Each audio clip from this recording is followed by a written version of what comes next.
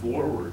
So the more people that want to see different options or different things in certain areas, or certain things are more important to them, that all matters to economic development. That matters to, if somebody sees that there's a hotbed of interest in certain areas, or that the city's kind of looking to do something, they'll take interest in putting that thing there, but they need to know that they've got the support behind it.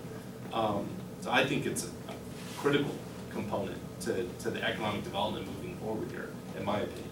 Didn't you say that you've got a link on the Kona website? Yes, there is a link to Plan COS on our website. Can I get you some more? Yes. So, last week there was a public event sort of like this, is concerned with millennials, young people, and mountains, or sort of our tourism and sort of our environmental attributes in this community. And there was a discussion about economic development, and someone talked about tax incentives, various lures that cities and regions can put out to attract businesses to their area. And there was a young person there who was affiliated with a leading manufacturer based in Colorado Springs, that moved to Colorado Springs. And that person said, well, we don't want no stinking incentives. Didn't use the word stinking, but incentives are not important to us. The economic incentives, a few pennies off tax rebates or something like that. They want something more substantial, right? A nice environment. Several people mentioned bike trails, so that people can bike to work from where they live, or live near where they work. And one person even went so far as to say bike trails without homeless camps in the middle of them that you can ride your bike around. So, just an observation from another similar meeting, and if you care to comment on that.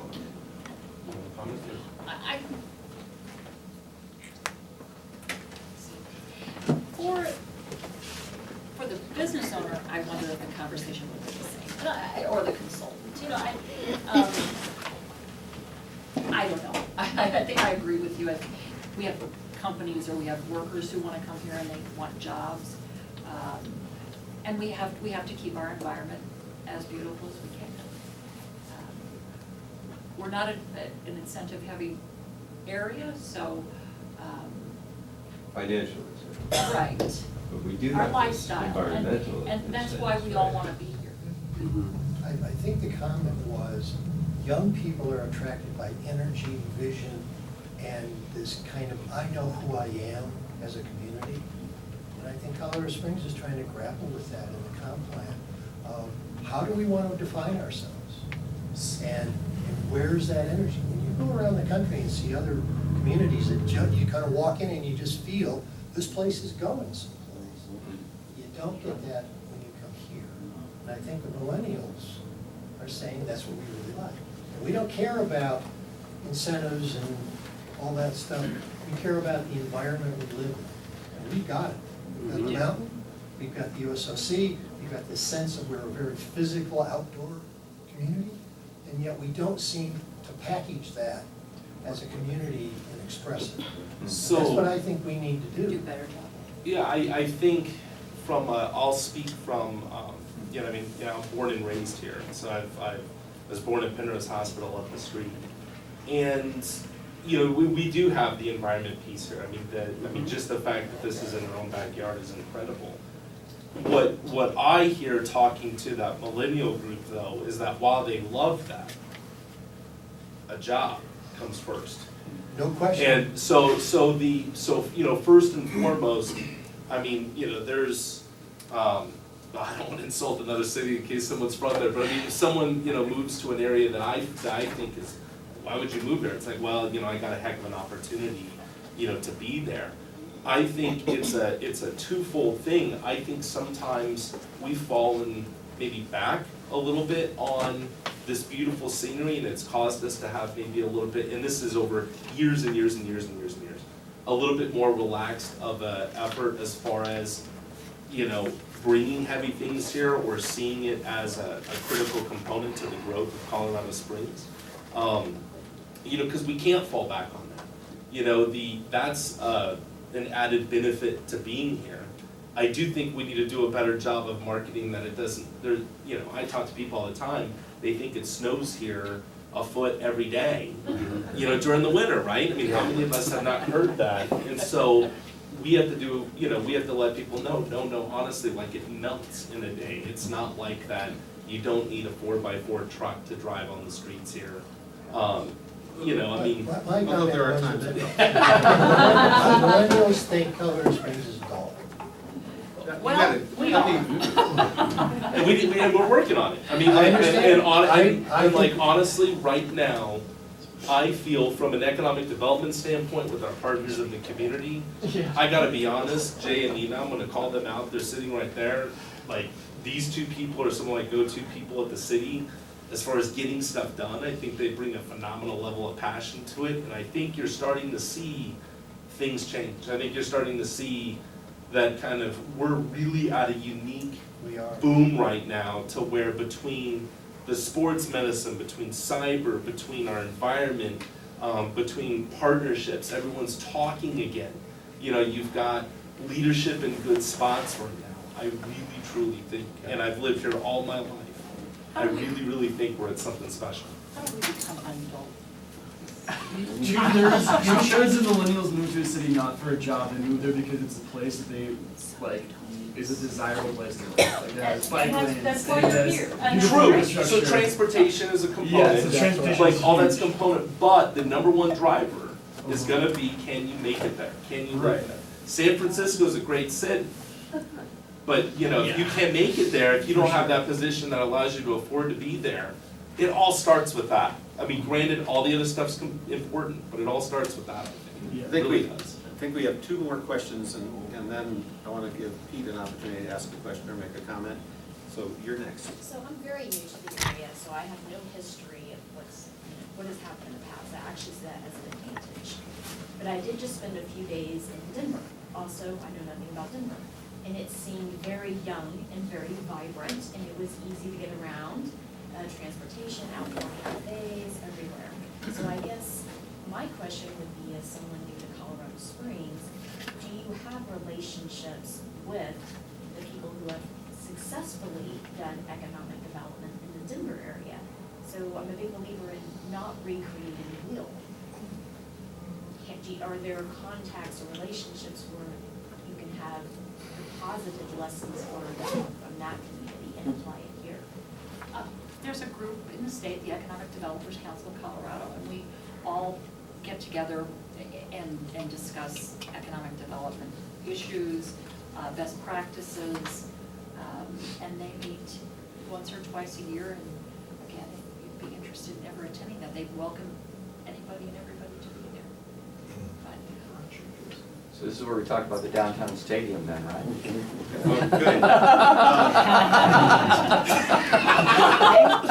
Andrew, Reagan. Yeah. Just one quick comment and question, going back to the issue.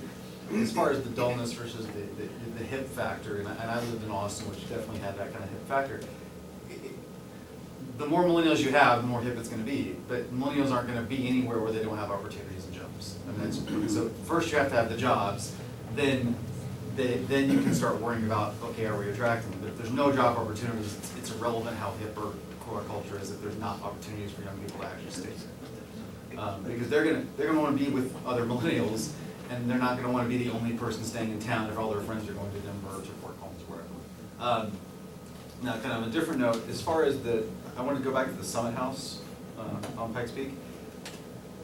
with the City for Champions money, that's based on tourism.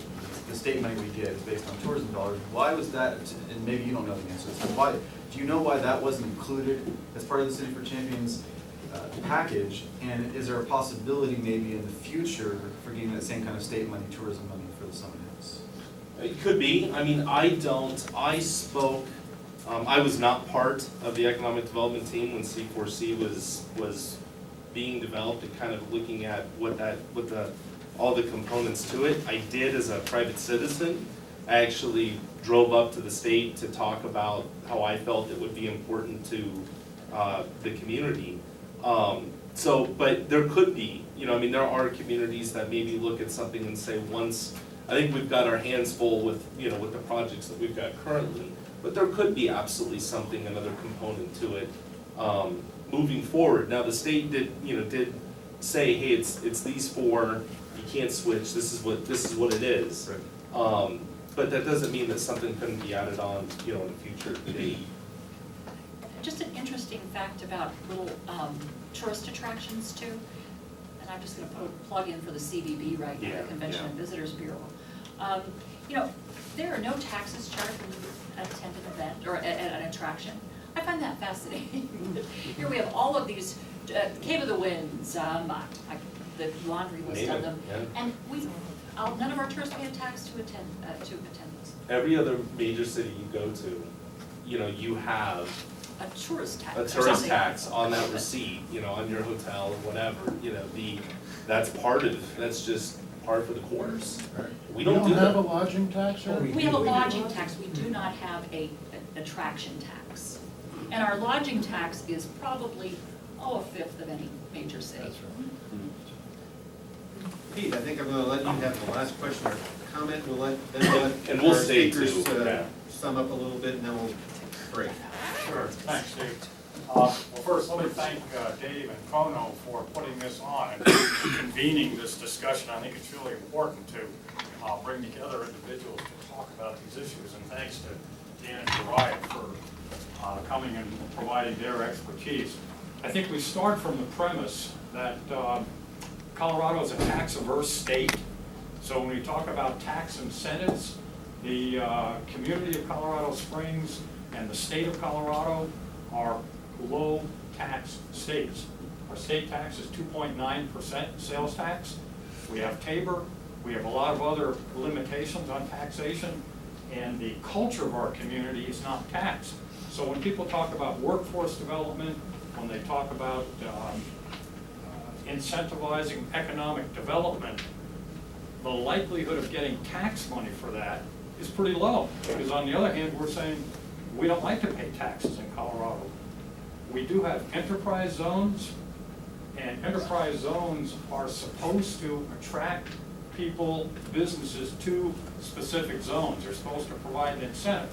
I think somewhere around 80 to 90% of Colorado is in an enterprise zone. I may be off on that number, but a significant part of the state is a gigantic enterprise zone. There's the chart. So maybe the incentives that we're using are not really incentives. I think the people that take advantage of those incentives might be there anyway. I think Walmart gets huge amounts of the tax incentives, and the oil companies in rural Colorado who would drill there anyway, because that's where the oil is, get a lot of those tax incentives. So tax incentives are good, but they have to be targeted, they have to make sense, and they have to really incentivize the type of conduct and development that we want. And I don't think we've done that. We're studying that sort of thing now. We do have a number of programs at the state level to incentivize workforce development. We have one bill that I worked on last year, which provides $5,000 to a company to train interns in innovative industries, and it includes construction industries because we have a shortage of skilled and talented people because of the recession. So companies can get $5,000 from the state to train people, and companies here in Colorado Springs are doing it. We have a veterans apprentice program in Colorado where our local veteran workforce center can help some of the 500 to 1,000 people coming out of Fort Carson every month. Those are huge numbers to transition from their service to a career in the civilian sector. So there are things going on that are available, but we just need to, make people aware of them and get higher utilization of it. So again, I think these are valuable discussions. I think it's really helpful to bring people together, attend these public forums, and bring your ideas, thoughts, and ideas to us. And we're available. We public officials, I'm at the state level, but I live right down here in Cheyenne Canyon, and call me anytime. I'd be happy to talk to you. And I will stay after to talk to you about construction defects, because I think we need to figure out a way to develop affordable housing. The housing conference yesterday, there are 200,000 units of housing in Colorado Springs. About 10,000 of those are affordable. Defined meaning you can't spend more than a quarter to a third of your rent on housing. Well, how do we encourage more affordable housing? It's a key component of getting people into a community. Richard Florida, in his book about the creative class, how you get the creative class to move to a community, he doesn't talk about tax incentives, he talks about quality of life, he talks about non-discrimination, he talks about open, caring, affirming communities. These sort of intangible things, he doesn't talk about what's the tax rate, they talk about infrastructure, they talk about housing. So these are the things that I think we really need to be focusing on. Housing, good jobs, job training, and economic development. I'm not a big fan, quite frankly, of economic development where we try to attract with incentives a company from outside of the community to come here by giving away free utilities, give away taxes. We did that with Intel. They were here for 5 or 10 years, and then left us a big building. I'm more in favor of things like Jariah was talking about, economic gardening, where we attempt to promote, help, incentivize our local small businesses. They've grown up here, they're gonna stay here. We need to help them rise to a different level, and it flat out works, economic gardening. So again, I'm available to help out, and I'll stick around. Thanks for the time. Okay, let Jariah say a minute's worth of stuff if you'd like, and then you can. I'll just say thank you. Thank you for coming down here and caring. I think that's a big deal. The more that you can educate yourself on the issues and then also show up. I know it's difficult to show up to all this stuff, or whether it be council meetings or urban renewal authority meetings or whatever it may be. I think it's important. I am gonna plug the Plan COS. Please, please, please, take that, and not only just you take it, but send that out to. Really work as a neighborhood to with your friends and families to get as much input on that thing as possible. It's really, really important that we have solid participation in that. We didn't talk about transportation issues or some other components. I've got some cards if anyone wants to talk about any of that at a later date. I'm happy to do so. And I'll leave those up here. I'll hang out afterwards to talk to you. But thank you for showing up, and thank you for caring. Yeah. Thank you, and watch for some emails from Dave or Sarah about upcoming opportunities to engage in some other processes. Great. Thank you very much.